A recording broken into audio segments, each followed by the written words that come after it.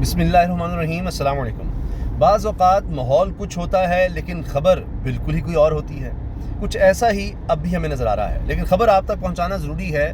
ماحول میں آپ کو نظر آئے گا ایسی کوئی چیز ہی نہیں ہے، یہ کیسے ہو سکتا ہے، لیکن خبری بالکل مستند ہیں جن کی خبریں سب ٹھیک ہوئی ہیں، تو وہ خبریں ہم آپ سے ڈسکس کرتے ہیں۔ ایک تو یہ بات کی جا رہی ہے کہ شریف خاندان کے قریب ترین لوگ، یا یہ کہیں کہ نون لیگ کے اہم ترین لوگ جو میاں نواز شریف کے قریب ہیں یا شریف خاندان کے قریب ہیں، سب سے زیادہ قابل اعتبار قابل اعتماد لوگ ہیں، اور دہائیوں سے ایسے لوگ بھی جو اس وقت مرکزی حکومت کا حصہ ہیں، وہ رابطے کرتے ہیں عمران خان کے خاندان کے لوگوں سے، عمران خان کے قریبی لوگوں سے، ایسے لوگوں سے کہ جو کبھی براہ راست عمران خان سے رابطے میں ہیں یا ان تک پیغام پہنچا سکتے ہیں، اور پوری رازداری کے ساتھ خفیہ طریقے سے۔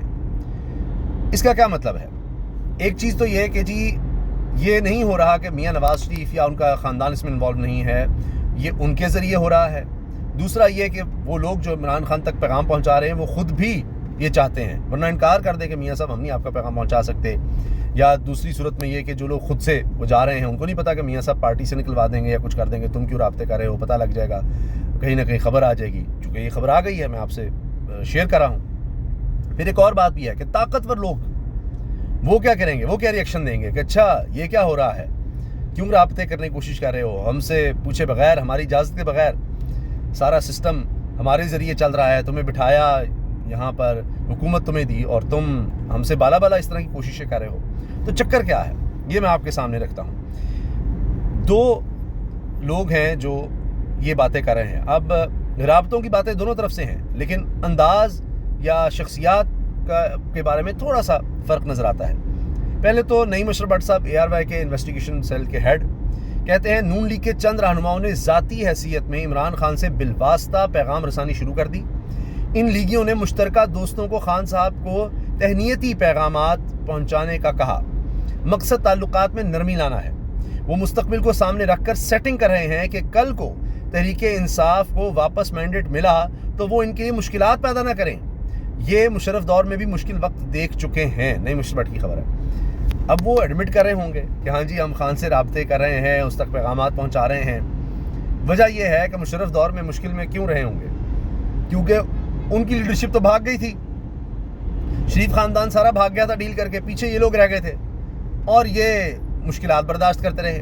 ان کو اب یہ ڈر ہے کہ میاں صاحب نے، شریف خاندان نے پھر بھاگ جانا ہے، ہم مشکلات میں ہو جائیں گے۔ اور میں آپ کو بتاؤں کہ مجھے تو ایک اندر کے بندے نے بتایا ہے، جو آج طاقت میں لوگ ہیں، آج جو بڑی اہم پوزیشنز پر ہیں، اہم کرسیوں پر ہیں، ان کی پوری پلاننگ ہے۔ یہ ان کے ساتھ کام کرنے والے بندے نے مجھے براہ راست بتایا ہے، میں آپ کو عرض کر رہا ہوں، براہ راست مجھے انہوں نے بتایا ہے، بیٹھ کر بتایا، یہ نہیں کہ کوئی فون پر بات ہوئی ہے یا ویسے ہی کہ جی ایسا ہو سکتا ہے، نہیں، پوری پلاننگ ہے۔ وہ جتنا ظلم کر چکے ہیں، جو کام کر چکے ہیں، ان کو پتہ ہے کہ اب یہاں نہیں رہا جا سکے گا۔ جب تک حکومت میں ہیں، مزے ہیں، طاقت ہے، سب کچھ ہے، لیکن جو ہم کر چکے ہیں، اب اس کے بعد جو ہی حکومت اقتدار گیا، یہ طاقت گئی، چھن گئی، تو ہم یہاں رہنے کے قابل اب نہیں رہے۔ تو اپنے خاندان کا انہوں نے پہلے انتظام کیا ہوا ہے، اور انہوں نے اس سے پہلے نکل جانا ہے۔ انہوں نے وہ بنگلہ دیش والا موقع نہیں دینا یا نیپال والا، جس وقت ان کو لگے گا تو اس سے پہلے ہی انہوں نے نکل جانا ہے۔ اور اسی لیے سری لنکا، نیپال، بنگلہ دیش، آپ دیکھ لیجیے خطے میں کیا ہو چکا۔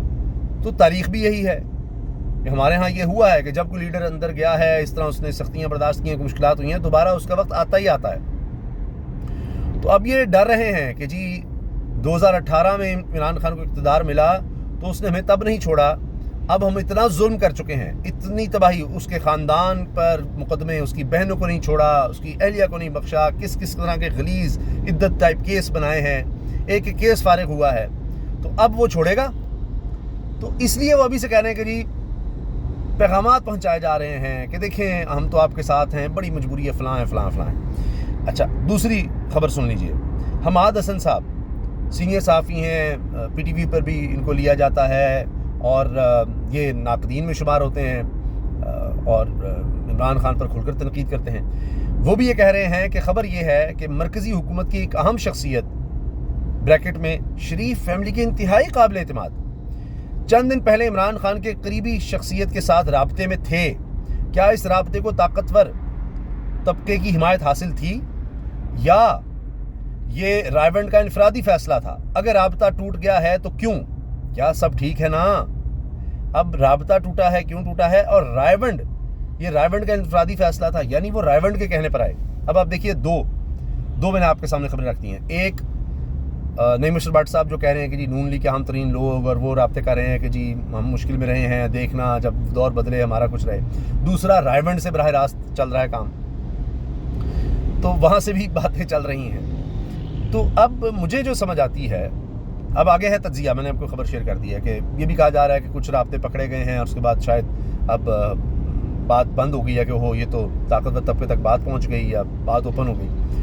تو ہو سکتا ہے کہ اس لیے ہو کہ ایک سوچ یہ بھی ہو کہ آگے کچھ اہم ترین طاقتور عہدوں کا فیصلہ ہونا ہے، تو آپ ہمارے ساتھ رہیں، چیزیں پھر بہتر ہو جائیں گی، ورنہ سب کا ہی بری اب اس طرح گول ہو سکتا ہے. تو اس کے لیے بھی کچھ چیزیں دیکھ لیں، کچھ انڈرسٹینڈنگ ڈیولپ کر لیں.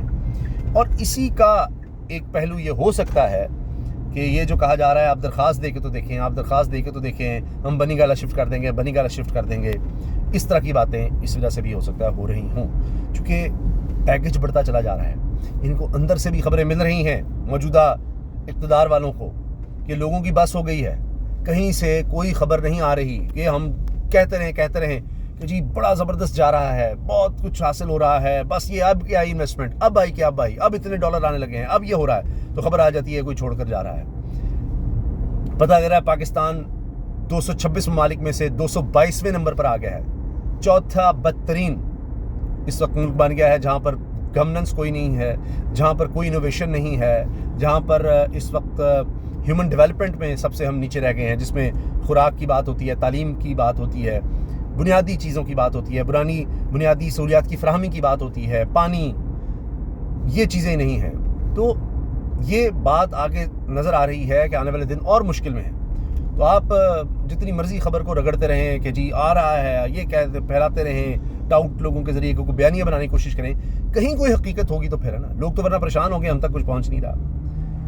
اس لیے پھر کوئی اگر صحیح خبر پہنچانے کی کوشش کرے، پکڑ دھکڑ شروع ہو جاتی ہے.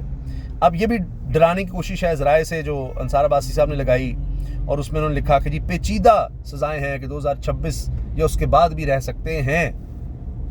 یہ عجیب بات ہے. میں کہتا ہوں کہ جی یہ عمران خان صاحب جی کل بھی رہا ہو سکتے ہیں، تو خبر تو یہ درست ہے، کل بھی ہو سکتے ہیں. جس طرح حامد میر صاحب کہتے ہیں کہ جی عمران خان نے فیصلہ کر رہے ہیں کب رہا ہونا ہے، آج ابھی اسی وقت وہ ڈیل کر لیں تو ابھی رہا ہیں.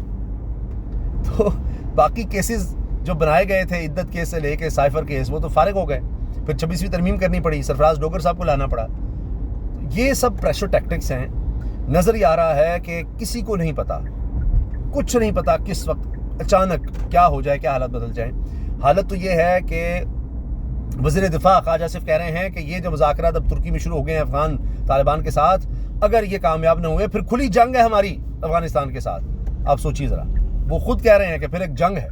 تو جنگ کا ماحول جب ہوگا، خدا نخواستہ جنگ چھڑ جائے گی، تو کیا حالات ہوں گے ملک کے. ہم نے بھارت سے اتنی زبردست طریقے سے جنگ جیتی ہے، الحمدللہ، اس سے ہمارا قدکار بڑھا ہے، لیکن کیا اس سے معیشت بہتر ہو گئی ہے؟ تو ہماری فوج نے کمال کر دکھایا، ایئر فورس نے کمال کر دکھایا. اسی طرح اگر خدا نخواستہ جنگ اب افغانستان سے ہوتی ہے تو اس کی کاسٹ ہوگی. تو یہ نہیں ہے کہ ہم یہ کہیں کہ جی کچھ بھی نہیں ہوگا، ہم اڑا کے رکھ دیں افغانستان کو. وہ تو انشاءاللہ ہوگا، نقصان تو افغان طالبان کا بہت زیادہ ہوگا، لیکن اس میں ہمیں بھی کچھ نہ کچھ کاسٹ پے کرنی پڑے گی. اور اس سے ظاہر ہے ملک کے حالات، ہم یہ تو نہیں کہیں گے کہ ترقی کی طرف ہوں گے یا انویسٹمنٹ آنے لگ جائے گی یا کیا کہا جائے گا. تو اس لیے پتہ نہیں ہوتا کس وقت کیا ہو جائے. ورنہ حکومت کا بس چلتا تو یہ اعلان کر چکے تھے کسی طرح سے بھی ہم نے سہیل آفریدی کو بننے ہی نہیں دینا وزیر اعلیٰ. تو کچھ تو ہوا ہے. ان کو بھی پتا ہے کہ اتنی زیادہ انسٹیبلٹی، اتنا عدم استحکام ہم برداشت ہی نہیں کر سکے. ورنہ ایک کب کا کوئی گورنر آج لگاتے، کوئی مولانا صاحب کو لے آتے، کچھ نہ کچھ کرتے. لہٰذا کوئی پتہ نہیں پاکستان میں کوئی ایک خبر، کوئی ایک لمحہ، کوئی ایک دن سب بدل کے رکھ سکتا ہے.